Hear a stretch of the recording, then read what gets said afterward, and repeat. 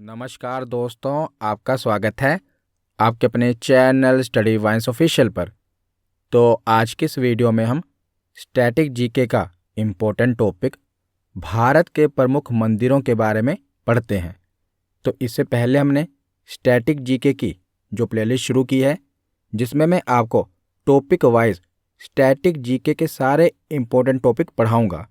तो पहली वीडियो में हमने केंद्र सरकार की योजनाएं पढ़ी थी, जिसमें हमने 2014 से लेकर अभी तक यानी कि 2023 तक जो भी केंद्र सरकार की प्रमुख योजनाएं हैं उनके बारे में पढ़ लिया है। आज की इस वीडियो में हम जो भारत के प्रमुख मंदिर हैं ना, उनके बारे में पढ़ेंगे। तो ये बहुत ही इम्पोर्टेंट टॉपिक है। लगभग हर एक एग्ज़ाम में इस टॉपिक से प्रश्न बनता है और मैंने इस वीडियो में वो सभी मंदिर कवर किए हैं जो किसी न किसी एग्ज़ाम में पूछे गए हैं। तो ये वीडियो आपके लिए काफ़ी इम्पोर्टेंट होने वाली है और अगर आप एंड तक ये वीडियो देख लेते हैं तो इस टॉपिक से आपका प्रश्न गलत नहीं होगा। तो चलिए बिना देरी किए हुए वीडियो को शुरू करते हैं। तो चलिए वीडियो की शुरुआत करते हैं। तो सबसे पहले मैं आपको जो भारत के मंदिर होते हैं ना, उनकी शैलियों के बारे में बता देता हूँ। तो भारत में जो भी मंदिर हैं वो मुख्यतः 3 प्रकार की शैलियों से बने होते हैं, यानी कि 3 प्रकार के आपको डिज़ाइन देखने को मिलेंगे। पहली शैली है नागर शैली, दूसरी है द्रविड़ शैली और तीसरी है बेसर शैली। तो जो उत्तर भारत के मंदिर होते हैं ना, नॉर्थ इंडिया के जो आप मंदिर देखते हो वो नागर शैली में बने होते हैं। आप देखते होंगे कि कुछ इस प्रकार का डिज़ाइन होता है। तो इस प्रकार की शैली में उत्तर भारत के मंदिर बने होते हैं और जो दक्षिण भारत के अधिकतर मंदिर होते हैं ये द्रविड़ शैली में बने होते हैं। कुछ इस प्रकार का डिज़ाइन आपको दक्षिण भारत के मंदिरों में देखने को मिलेगा। और एक तीसरी शैली भी है जिसे बेसर शैली कहा जाता है। तो नागर और द्रविड़ शैलियों के मिले जुले रूप को बेसर शैली कहा जाता है, यानी कि दोनों शैलियों का मिक्सचर बेसर शैली कहलाता है। तो उत्तर भारत में किस शैली के मंदिर होते हैं? नागर शैली के। दक्षिण भारत में किस शैली के मंदिर होते हैं? द्रविड़ शैली के। और बेसर शैली कौन सी है? तो दोनों ही शैलियों का मिला जुला रूप बेसर शैली कहलाता है। तो सबसे पहले हम जम्मू और कश्मीर के मंदिर माता वैष्णो देवी मंदिर के बारे में पढ़ते हैं। तो बोलो सच्चे दरबार की जय। तो माता का मंदिर त्रिकुटा पहाड़ी पर लगभग 5200 फीट की ऊंचाई पर स्थित है। तो जो माता वैष्णो देवी मंदिर है ये किस राज्य में है? तो जम्मू और कश्मीर में। और माता का मंदिर त्रिकुटा पहाड़ी पर लगभग 5200 फीट की ऊंचाई पर स्थित है। और ऋग्वेद में भी त्रिकुटा पहाड़ी का उल्लेख है जिस स्थान पर यह मंदिर स्थित है, और यह एक गुफा मंदिर है। तो यहाँ से प्रश्न क्या बनेगा कि बताइए माता वैष्णो देवी मंदिर किस राज्य में है, किस पहाड़ी पर है? तो जम्मू और कश्मीर राज्य में है। और कौन सी पहाड़ी है? तो त्रिकुटा पहाड़ी पर स्थित है। इसके बाद जम्मू और कश्मीर का अगला महत्वपूर्ण मंदिर है अमरनाथ मंदिर। तो अमरनाथ मंदिर भारत के जम्मू और कश्मीर के अनंतनाग जिले की पहलगाम तहसील में स्थित एक हिंदू मंदिर है। तो ये जम्मू कश्मीर में कहाँ पर है? तो अमरनाथ मंदिर जम्मू कश्मीर के किस जिले में है? तो अनंतनाग जिले में है। और ये मंदिर कितनी ऊंचाई पर स्थित है? तो 3888 मीटर। अगर बात की जाए फीट में तो 12756 फीट की ऊंचाई पर यह मंदिर स्थित है। और ऐसा माना जाता है तो अमरनाथ मंदिर जम्मू कश्मीर के किस जिले में है? अनंतनाग जिले में है, ये याद रखिएगा। इसके बाद तीसरा महत्वपूर्ण मंदिर है मामा भांजा मंदिर। ये एग्जाम में पूछा गया है, याद रखिएगा। ये पूछा गया था कि मामा भांजा मंदिर किस राज्य में स्थित है? तो ये छत्तीसगढ़ राज्य में स्थित है। वैसे तो ये मंदिर भगवान शिव को समर्पित है, लेकिन इसका नाम मामा भांजा मंदिर है। तो इसका नाम मामा भांजा मंदिर कैसे पड़ा? तो कहा जाता है कि मामा और भांजा दो शिल्पकार थे जिन्हें ये मंदिर सिर्फ एक ही दिन में पूरा करने का काम मिला था और उन दोनों ने ये मंदिर एक ही दिन में बना दिया था, जिस कारण इस मंदिर का नाम मामा भांजा मंदिर पड़ गया। तो मामा भांजा मंदिर किस राज्य में है? तो ये छत्तीसगढ़ राज्य में है। इसके बाद आगे चलते हैं पंजाब। तो पंजाब का गोल्डन टेम्पल यानी कि स्वर्ण मंदिर, तो इस मंदिर की नींव किसने रखी थी? एग्जाम में पूछा जाता है।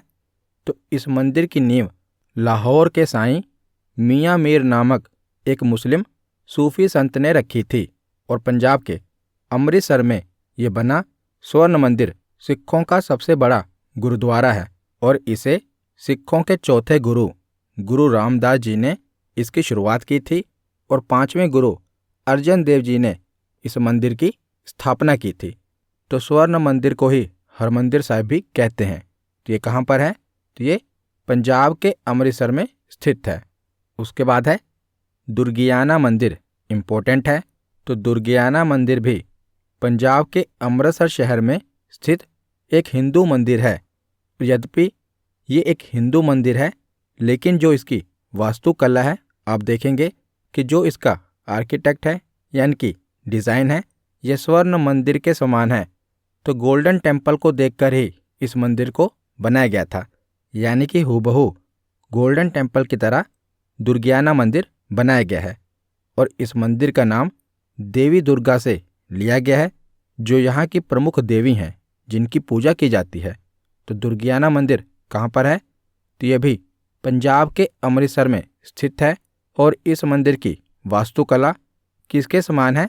तो गोल्डन टेम्पल स्वर्ण मंदिर के समान इस मंदिर को बनाया गया है। तो इसके बाद केरल से आपको दो मंदिर याद रखने हैं, दोनों ही इम्पोर्टेंट हैं, कई बार एग्जाम में पूछे गए हैं। पहला है पद्मनाभ स्वामी मंदिर और दूसरा है सबरीमाला मंदिर। तो पद्मनाभ स्वामी मंदिर, इसके प्रमुख देवता कौन है? तो भगवान विष्णु।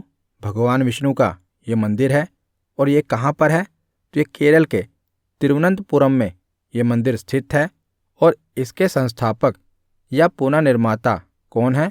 तो राजा मार्तंड पद्मनाभ स्वामी मंदिर के पुनर्निर्माता हैं और ये मंदिर भारत के सबसे अमीर मंदिरों में आता है। तो पद्मनाभ स्वामी मंदिर कहाँ पर है? तो ये केरल के तिरुवनंतपुरम में स्थित है। और दूसरा मंदिर है सबरीमाला मंदिर। तो सबरीमाला मंदिर को आप आए दिन न्यूज़ में सुनते रहते हैं। तो सबरीमाला मंदिर कहाँ पर है? तो ये केरल में है। यहाँ से ये पूछा जाता है कि सबरीमाला मंदिर में किस देवता की पूजा की जाती है? तो भगवान अयप्पन की पूजा की जाती है। तो सबरीमाला मंदिर में भगवान अयप्पन की पूजा की जाती है।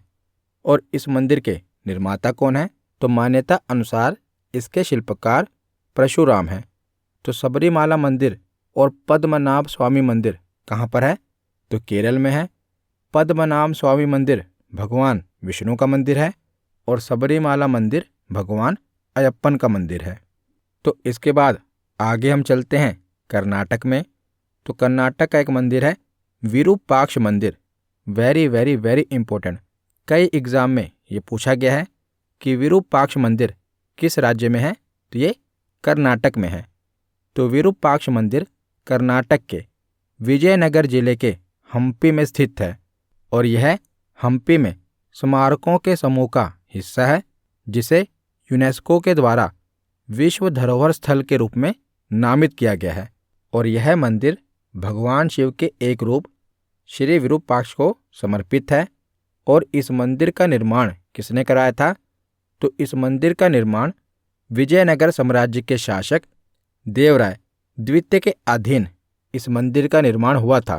तो पूछा गया है कि विरूपाक्ष मंदिर का निर्माण किस शासक के अधीन हुआ था? तो विजयनगर साम्राज्य के शासक देवराय द्वितीय के अधीन हुआ था। तो देवराय द्वितीय ने किसे आदेश दिया था इस मंदिर के निर्माण का? तो लक्कन दंडेशा को इस मंदिर के निर्माण का आदेश दिया गया था, जिन्हें प्रोदा देवराय के नाम से भी जाना जाता है। तो विरूपाक्ष मंदिर कहाँ पर है? तो ये कर्नाटक के हम्पी में है। भगवान शिव का मंदिर है और इस मंदिर का निर्माण किस शासक के अधीन हुआ था? तो देवराय द्वितीय के अधीन हुआ था। उसके बाद कर्नाटक का अगला महत्वपूर्ण मंदिर है गोमतेश्वर मंदिर। यह भी महत्वपूर्ण है। तो गोमतेश्वर मंदिर भारत के कर्नाटक राज्य में श्रवण बेलगोला नामक तीर्थस्थल में है, जिसे बाहुबली मंदिर के नाम से भी जाना जाता है। और यह मंदिर प्रमुख रूप से 17 मीटर यानी कि लगभग 57 फुट ऊंची भगवान बाहुबली की प्रतिमा के लिए प्रसिद्ध है। तो ये जैन मंदिर है। तो यहाँ से 3 प्रश्न बनते हैं। पहला प्रश्न तो ये बनता है कि गोमतेश्वर मंदिर किस राज्य में स्थित है? तो ये कर्नाटक राज्य में स्थित है। और कर्नाटक में भी कहाँ पर? तो श्रवणबेलगोला में। और दूसरा प्रश्न ये बनता है कि कर्नाटक के गोमतेश्वर मंदिर में किसकी प्रतिमा है? तो भगवान बाहुबली की प्रतिमा है। और तीसरा प्रश्न ये बनता है कि इसकी ऊंचाई कितनी है? तो इसकी ऊंचाई लगभग 57 फुट है। उसके बाद आगे चलते हैं। तो कर्नाटक का तीसरा महत्वपूर्ण मंदिर है हजारा राम मंदिर। तो हजारा राम मंदिर हम्पी कर्नाटक के प्रसिद्ध धार्मिक पर्यटन स्थलों में से एक है और यह भगवान विष्णु को समर्पित हम्पी क्षेत्र के सबसे लोकप्रिय मंदिरों में से एक है। और हजारा राम मंदिर विजयनगर के तत्कालीन राजा देवराय द्वितीय के द्वारा 15वीं शताब्दी के शुरुआती समय में बनाया गया था। तो हजारा राम मंदिर कहाँ पर है? तो कर्नाटक के हम्पी में है और यह भगवान विष्णु का मंदिर है। और यह मंदिर किसके द्वारा बनवाया गया था? तो देवराय द्वितीय के द्वारा बनाया गया था। ये तीनों चीज़ें आपको पता होनी चाहिए। उसके बाद देखते हैं कामाख्या मंदिर। तो कामाख्या मंदिर कहाँ पर है? तो ये असम में है। तो कामाख्या मंदिर असम के नीलांचल पर्वत पर स्थित है और यह मंदिर शक्ति की देवी सती का मंदिर है। और इसके निर्माता कौन है? तो इस मंदिर के निर्माता मल्लेश वंश के राजा को माना जाता है। और कामाख्या मंदिर में अंबुबाची मेले का आयोजन हर साल किया जाता है। तो ये एग्जाम में कई बार पूछा गया है कि कामाख्या मंदिर में किस मेले का आयोजन हर साल किया जाता है? तो अंबुबाची मेले का आयोजन कामाख्या मंदिर में हर साल किया जाता है। तो कामाख्या मंदिर से आपको क्या क्या याद होना चाहिए? तो पहले तो कामाख्या मंदिर है कहाँ पर? तो असम के नीलांचल पर्वत पर कामाख्या मंदिर है। दूसरा प्रश्न ये याद होना चाहिए, इसके निर्माता कौन है? तो मल्लेश वंश के राजा इसके निर्माता हैं। तीसरा प्रश्न ये याद होना चाहिए कि कामाख्या मंदिर में कौन सा मेला लगता है? तो अंबुबाची का मेला लगता है। तो 3 प्रश्न आपको कामाख्या मंदिर से याद होने चाहिए। इसके बाद आगे है ओडिशा। तो ओडिशा का कोणार्क मंदिर बहुत ही इम्पोर्टेंट है। तो कोणार्क सूर्य मंदिर ओडिशा के पवित्र शहर पुरी के पास स्थित है और इसका निर्माण किसने किया था? तो इसका निर्माण राजा नरसिंह देव प्रथम के द्वारा 13वीं शताब्दी में किया गया था।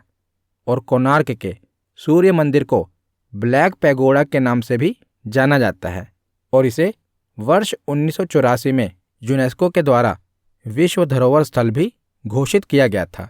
तो कोणार्क मंदिर से आपको क्या क्या याद होना चाहिए? पहले तो ये कि कोणार्क मंदिर है कहाँ पर? तो ये ओडिशा में है। दूसरा ये कोणार्क मंदिर किसका मंदिर है? तो ये सूर्य मंदिर है। तीसरा प्रश्न ये कि इसका निर्माण किसने करवाया था? तो नरसिंह देव प्रथम के द्वारा इसका निर्माण करवाया गया था। चौथा प्रश्न ये कि कोणार्क के सूर्य मंदिर को और किस नाम से भी जाना जाता है? तो ब्लैक पैगोडा के नाम से भी जाना जाता है। तो ये 4 प्रश्न आपको इससे याद होने चाहिए। उसके बाद ओडिशा का अगला महत्वपूर्ण मंदिर है लिंगराज मंदिर। तो लिंगराज मंदिर भगवान शिव को समर्पित एक मंदिर है जो कि ओडिशा के भुवनेश्वर जिले में स्थित सबसे पुराने मंदिरों में से एक है। और इस मंदिर का निर्माण किसने किया था? तो इस मंदिर का निर्माण सोमवंशी राजवंश के राजाओं के द्वारा किया गया था। तो लिंगराज मंदिर कहाँ पर है? ओडिशा के भुवनेश्वर में। और इसका निर्माण किसके द्वारा किया गया था? तो सोमवंशी राजाओं के द्वारा इसका निर्माण करवाया गया था। तो इसके बाद आगे देखते हैं भगवान जगन्नाथ मंदिर। तो यह भारत के ओडिशा राज्य के तटवर्ती शहर पुरी में स्थित है और इस मंदिर का वार्षिक रथ यात्रा उत्सव प्रसिद्ध है। आपको पता है कि साल में एक बार यहाँ से रथ यात्रा निकलती है और इसमें मंदिर के तीनों मुख्य देवता भगवान जगन्नाथ, उनके बड़े भ्राता यानी कि बड़े भाई बलभद्र और सुभद्रा तीनों अलग अलग भव्य और सुसज्जित रथों में विराजमान होकर नगर की यात्रा को निकलते हैं। तो साल में एक बार जगन्नाथपुरी से यात्रा निकाली जाती है। तो जगन्नाथ मंदिर उड़ीसा के किस शहर में है? पुरी में है। इसके बाद आगे चलते हैं और मध्य प्रदेश के खजुराहो मंदिर के बारे में पढ़ते हैं। तो खजुराहो मंदिर कहाँ पर है? तो ये मध्य प्रदेश के छतरपुर जिले में स्थित है और खजुराहो के जो ज़्यादातर मंदिर हैं ये चंदेल राजवंश के समय 950 से लेकर 1050 ईस्वी के मध्य बनाए गए थे। और इसका निर्माण किसने करवाया था? तो चंदेल शासक चंद्रवर्मन के द्वारा खजुराहो के मंदिर का निर्माण करवाया गया था और इसे सेक्स टेम्पल ऑफ इंडिया भी कहा जाता है। और मूल रूप से जो खजुराहो के मंदिर थे ये 85 मंदिरों का एक संग्रह था, जिनमें से अब केवल 25 मंदिर ही शेष बचे हैं। तो खजुराहो मंदिर कहाँ पर है? तो ये मध्य प्रदेश के छतरपुर जिले में स्थित है। इनका निर्माण किसके द्वारा करवाया गया था? तो चंदेल शासक चंद्रवर्मन के द्वारा इनका निर्माण करवाया गया था। इसके बाद है सांची का स्तूप। तो सांची मध्य प्रदेश राज्य के रायसेन जिले में सांची नगर के पास एक पहाड़ी पर स्थित एक छोटा सा गांव है और यहाँ पर कई बौद्ध स्मारक हैं जो 3री शताब्दी ईसा पूर्व से 12वीं शताब्दी के बीच के काल के हैं। और सांची का जो महान ये मुख्य स्तूप है इसे किसने बनवाया था? तो सम्राट अशोक ने इसे बनाया था। बहुत बार एग्जाम में पूछा गया है कि सांची का स्तूप कहाँ पर है? तो ये मध्य प्रदेश में है, एक बौद्ध स्मारक है और इसे किसने बनवाया था? तो सम्राट अशोक ने इसे बनवाया था। उसके बाद है कंदरिया महादेव मंदिर, इम्पोर्टेंट है, यह भी मध्य प्रदेश में है। और खजुराहो में जो हमने पढ़े थे कि 25 मंदिर अभी शेष बचे हैं, उन्हीं में से ये एक है। तो खजुराहो के मंदिरों में सबसे विशाल मंदिर कंदरिया महादेव का मंदिर है, जो कि भगवान भोलेनाथ का मंदिर है। और कंदरिया महादेव मंदिर को चतुर्भुज मंदिर के नाम से भी जाना जाता है। और इस मंदिर का निर्माण चंदेल वंश के पराक्रमी राजा यशोवर्मन ने 1025 से लेकर 1050 ईस्वी के आसपास करवाया था। तो कंदरिया महादेव मंदिर कहाँ पर है? तो मध्य प्रदेश में है। और कंदरिया महादेव मंदिर को चतुर्भुज मंदिर के नाम से भी जाना जाता है। और इसका निर्माण किसने करवाया था? तो चंदेल वंश के राजा यशोवर्मन ने इसका निर्माण करवाया था। तो अगला मंदिर है महाकालेश्वर मंदिर।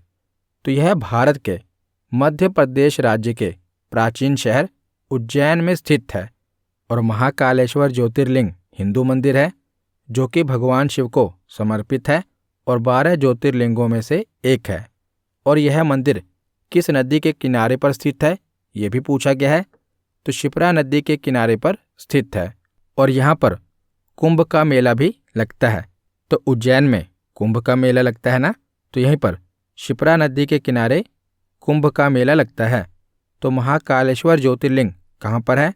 तो मध्य प्रदेश के उज्जैन में है। और यह मंदिर किस नदी के किनारे पर है?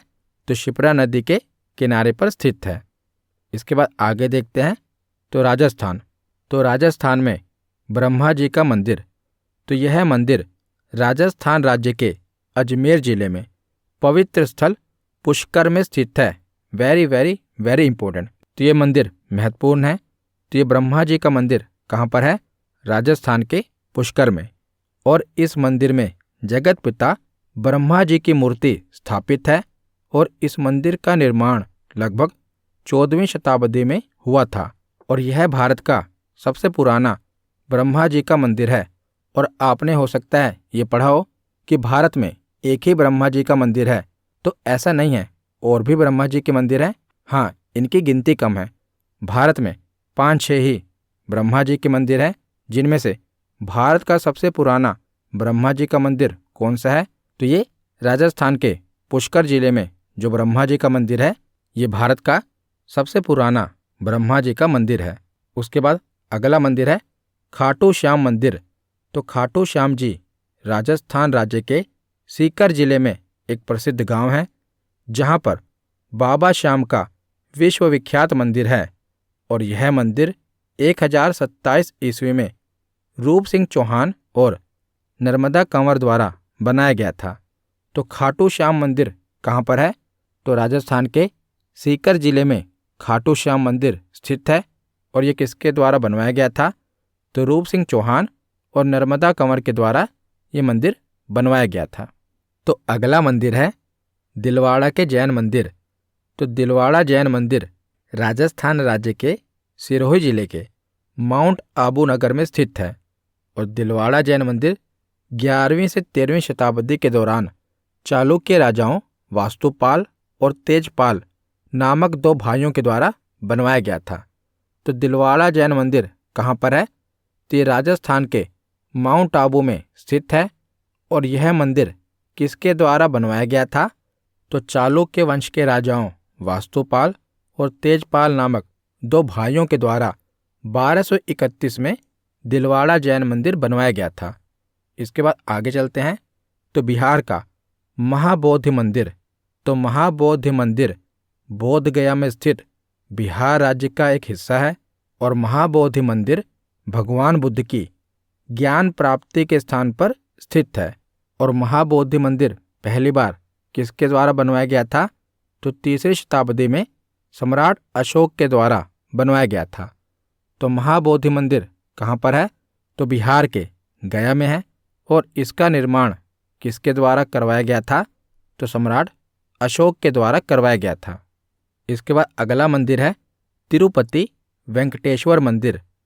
तो तिरुपति वेंकटेश्वर मंदिर एक हिंदू मंदिर है, जो भारत के आंध्र प्रदेश के तिरुपति जिले के पहाड़ी शहर तिरुमल्ला में स्थित है, और यह मंदिर विष्णु भगवान के एक रूप वेंकटेश्वर को समर्पित है। और इसी मंदिर को तिरुमाला मंदिर, तिरुपति मंदिर और तिरुपति बालाजी मंदिर जैसे अन्य नामों से भी जाना जाता है, और इसी मंदिर को 7 पहाड़ियों का मंदिर भी कहा जाता है। तो तिरुपति वेंकटेश्वर मंदिर कहाँ पर है? तो ये आंध्र प्रदेश में है, भगवान विष्णु का मंदिर है, और इसी को तिरुपति बालाजी मंदिर भी कहा जाता है, और इसी का अन्य नाम क्या है? तो 7 पहाड़ियों का मंदिर भी तिरुपति वेंकटेश्वर मंदिर को ही कहते हैं। तो आगे अब हम पढ़ते हैं गुजरात के सोमनाथ मंदिर के बारे में। तो यह मंदिर गुजरात के सौराष्ट्र क्षेत्र के वेरावल में स्थित है, और महमूद गजनवी ने सन 1024-25 में कुछ 5000 साथियों के साथ 5000 लुटेरों के साथ सोमनाथ मंदिर पर हमला किया था, और यहाँ की संपत्ति को लूटकर मंदिर को नष्ट कर दिया था। इसके बाद क्या हुआ? राजा भीमदेव ने इसका पुनर्निर्माण करवाया था, और आगे चलकर 1297 ईस्वी में अलाउद्दीन खिलजी ने फिर से इस मंदिर में लूटपाट की और मंदिर को विध्वंस कर दिया। तो आगे चलकर 1947 में सरदार पटेल के आदेश पर इस मंदिर का जीर्णोद्धार हुआ, और 1955 के दौरान भारत के तत्कालीन राष्ट्रपति डॉक्टर राजेंद्र प्रसाद ने इस मंदिर को राष्ट्र को समर्पित किया। तो सोमनाथ मंदिर कहाँ पर है? तो ये गुजरात के सौराष्ट्र में है, और इस मंदिर पर सबसे पहले किसने हमला किया था? तो महमूद गजनवी ने सन 1024-25 के दौरान सोमनाथ मंदिर पर हमला किया था। इसके बाद आगे है गुजरात का द्वारकाधीश मंदिर। तो यह मंदिर गुजरात के द्वारका में स्थित है, और यह 4 हिंदू तीर्थ यानी कि 4 धाम में से एक धाम है, और चालुक्य शैली में वर्तमान मंदिर का निर्माण 15वीं-16वीं शताब्दी में किया गया था। तो द्वारकाधीश मंदिर कहाँ पर है? तो यह मंदिर गुजरात के द्वारिका में स्थित है। इसके बाद उत्तराखंड के ये चारों मंदिर आपको याद होने चाहिए गंगोत्री, यमुनोत्री, केदारनाथ और बद्रीनाथ। यही पूछा जाता है कि किस राज्य में स्थित हैं। तो चारों याद रखिएगा, गंगोत्री, यमुनोत्री, केदारनाथ और बद्रीनाथ। ये चारों मंदिर कहाँ पर हैं? तो ये चारों मंदिर देवभूमि उत्तराखंड में स्थित हैं। इसके बाद आगे है 2.5 दिन का झोपड़ा। तो ये एग्जाम में पूछा गया है। तो 2.5 दिन का झोपड़ा राजस्थान के अजमेर नगर में स्थित एक मस्जिद है और माना जाता है कि इसका निर्माण सिर्फ 2.5 दिन में किया गया था और इस कारण इसका नाम 2.5 दिन का झोपड़ा पड़ गया। इसका निर्माण मोहम्मद गोरी के आदेश पर मोहम्मद गोरी के गवर्नर कुतुबुद्दीन ऐबक ने वर्ष 1194 में करवाया था। तो 2.5 दिन का झोपड़ा कहाँ पर है? तो ये राजस्थान के अजमेर में है। ये पूछा गया है, याद रखिएगा। अब आगे हम जो तमिलनाडु के महत्वपूर्ण मंदिर हैं वो देख लेते हैं। और तमिलनाडु के जो मंदिर हैं यहाँ से तो प्रश्न बनता ही है, तो इसे ध्यान से सुनिएगा। तो पहला मंदिर है मीनाक्षी सुंदरेश्वर मंदिर। तो यह है तमिलनाडु के मदुरै, जिसे मदुरई भी कहते हैं। तो तमिलनाडु के मदुरै में मीनाक्षी सुंदरेश्वर मंदिर स्थित है और यह मंदिर भगवान शिव, जिन्हें सुंदरेश्वर कहा जाता है, यानी कि सुंदर ईश्वर के रूप में, और उनकी भार्या देवी पार्वती मीनाक्षी के रूप में यहाँ पर विराजमान है। तो इसका निर्माण किसने करवाया था? तो मीनाक्षी सुंदरेश्वर मंदिर का निर्माण पांड्यन राजा कुलशेखर ने 17वीं सदी में करवाया था और यह द्रविड़ वास्तुकला पर आधारित है। आप देख रहे हैं ना, जो मीनाक्षी सुंदरेश्वर मंदिर है ये द्रविड़ वास्तुकला शैली पर आधारित है। और मलिक काफूर ने 1310 में यहाँ लूटपाट की थी और इसका पुनर्निर्माण किसने करवाया था? तो आर्यनाथ मुदलियार ने इस मंदिर का पुनर्निर्माण करवाया था। तो मीनाक्षी सुंदरेश्वर मंदिर कहाँ पर है? तो ये तमिलनाडु के मदुरै में स्थित है। भगवान शिव और पार्वती का ये मंदिर है। इसका निर्माण किसने करवाया था? तो पांड्यन राजा कुलशेखर ने इसका निर्माण करवाया था। और यह मंदिर किस शैली पर आधारित है? तो द्रविड़ शैली पर यह मंदिर आधारित है। इस मंदिर में किसने लूटपाट की थी? तो मलिक काफूर ने इस मंदिर में लूटपाट की थी, जिसके बाद इसका पुनर्निर्माण आर्यनाथ मुदलियार ने करवाया था। इसके बाद तमिलनाडु का अगला मंदिर है रामनाथ स्वामी मंदिर। तो रामनाथ स्वामी एक हिंदू मंदिर है जो भगवान शिव को समर्पित है और यह भारत के तमिलनाडु राज्य में रामेश्वरम द्वीप पर स्थित है। तो रामनाथ स्वामी मंदिर तमिलनाडु के रामेश्वरम द्वीप पर स्थित है और इस मंदिर को रामेश्वरम के नाम से भी जाना जाता है। और इसका निर्माण किसने करवाया था? तो इस मंदिर का निर्माण पांड्य राजवंश और जाफना साम्राज्य के द्वारा करवाया गया था और श्रीलंका के शासकों ने भी इस मंदिर के निर्माण में अपना योगदान दिया था। तो श्रीलंका के शासक पराक्रम बाहु ने 1153 से 86 के दौरान मंदिर के गर्भगृह के निर्माण में ये शामिल थे। और रामेश्वरम मंदिर भगवान भोलेनाथ के 12 ज्योतिर्लिंगों में से एक है। जब भगवान राम समुद्र पर सेतु बना रहे थे ना, उससे पहले उन्होंने समुद्र की पूजा की थी और उसी समय वहां पर उन्होंने शिवलिंग की स्थापना की थी, जिसे रामेश्वरम ज्योतिर्लिंग कहा जाता है। इसी को रामनाथ स्वामी मंदिर भी कहते हैं और ये शिवजी के 12 ज्योतिर्लिंगों में से एक है। इसके बाद तमिलनाडु का अगला मंदिर है श्रीपुरम गोल्डन मंदिर।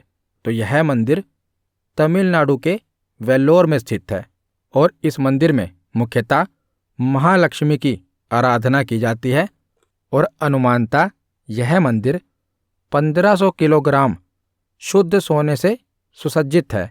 जबकि जो अमृतसर का गोल्डन टेम्पल है ना, उसका गुंबद 750 किलो सोने के आकार का है।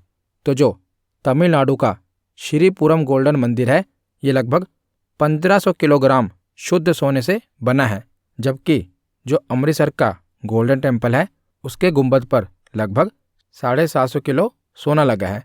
तो इस मंदिर में किसकी पूजा की जाती है? तो महालक्ष्मी धन की देवी की पूजा की जाती है। तो अगला मंदिर है शोर मंदिर। तो यह मंदिर तमिलनाडु के महाबलीपुरम में स्थित है। इम्पोर्टेंट मंदिर है। पूछा गया है कि शोर मंदिर कहाँ पर है, तो तमिलनाडु के महाबलीपुरम में स्थित है। और इसका निर्माण किसने करवाया था, तो नरसिंह वर्मन द्वितीय, जो कि पल्लव वंश के राजा थे, उनके द्वारा महाबलीपुरम के शोर मंदिर का निर्माण करवाया गया था। और यह मंदिर बंगाल की खाड़ी के तट पर स्थित है और इसे 1984 में यूनेस्को की विश्व धरोहर सूची में भी शामिल किया गया है। और यह मंदिर ग्रेनाइट ब्लॉक से बना है। तो एग्जाम में पूछा जाता है कि शोर मंदिर कहाँ पर है, तो ये तमिलनाडु के महाबलीपुरम में स्थित है। और इसका निर्माण किसने करवाया था, तो नरसिंह वर्मन द्वितीय के द्वारा इसका निर्माण करवाया गया था। तो इसके बाद आगे देखते हैं ग्रेट लिविंग चोल मंदिर। तो महान चोल मंदिरों का निर्माण चोल राजाओं के द्वारा करवाया गया था, जिनका साम्राज्य पूरे दक्षिण भारत और पड़ोसी द्वीपों तक फैला हुआ था।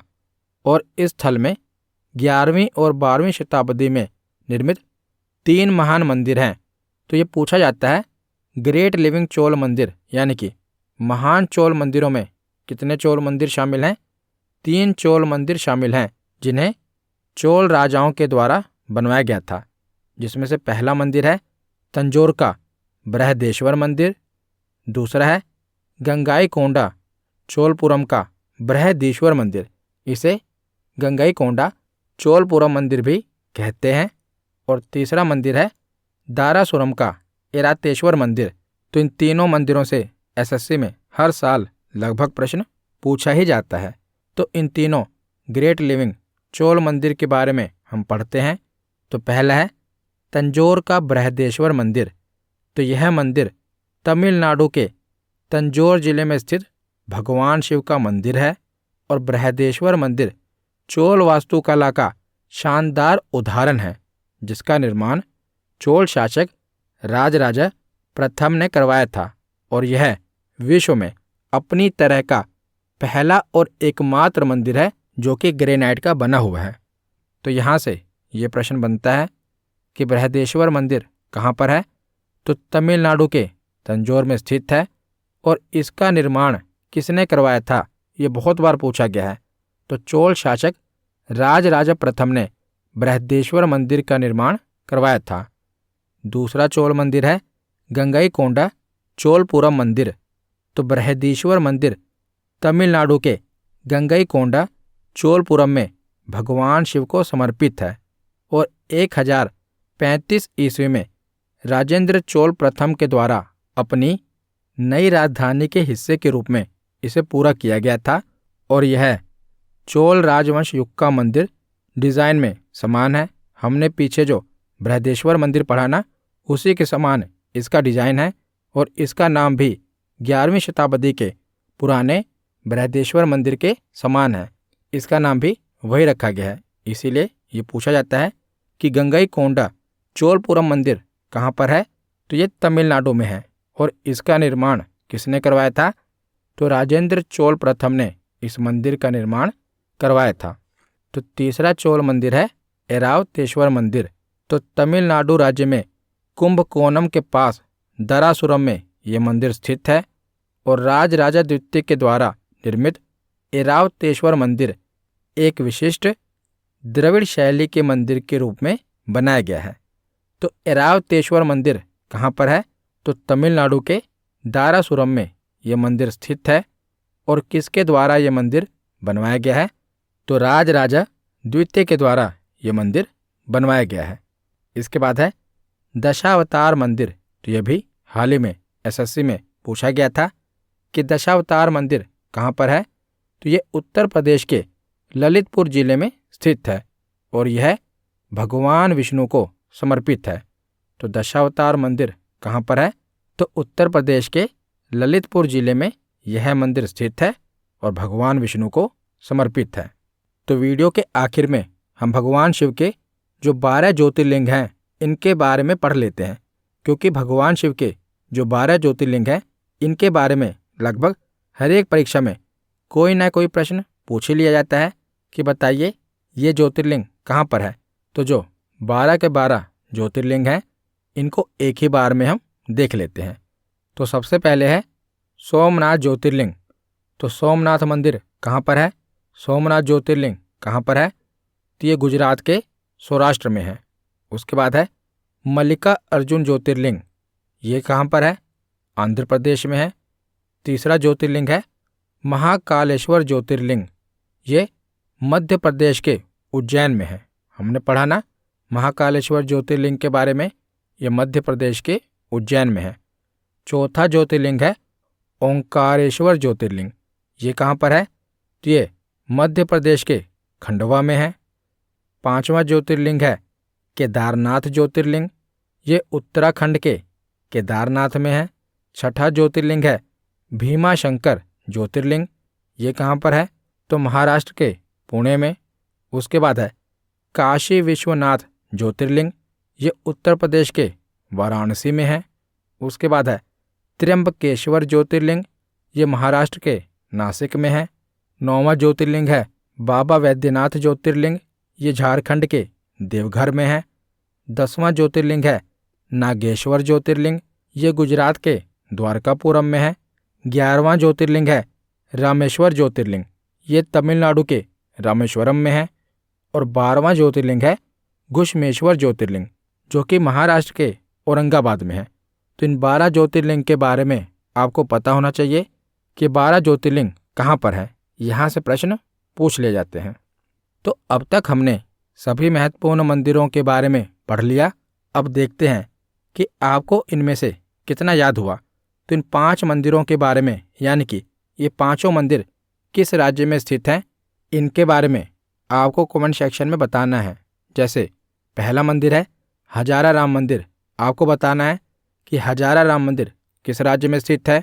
दूसरा है विरूपाक्ष मंदिर। तीसरा है शोर मंदिर। चौथा मंदिर है मीनाक्षी सुंदरेश्वर मंदिर। और 5वां है लिंगराज मंदिर। तो इन 5 मंदिरों के बारे में आपको कमेंट सेक्शन में बताना है कि किस राज्य में स्थित है। तो आज की वीडियो यहीं पर ख़त्म होती है। कैसी लगी ये वीडियो कमेंट सेक्शन में ज़रूर बताना। धन्यवाद।